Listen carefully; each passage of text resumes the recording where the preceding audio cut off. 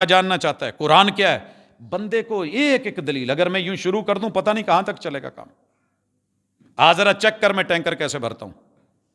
آپ کو پتہ ہے ہمارے ہاں گیس جب فل کروانے جاتے ہیں LPG کتنی لائنیں لگی ہوتی ہیں، کیا مسئلہ ہوتا ہے، کتنا انتظار ہوتا ہے۔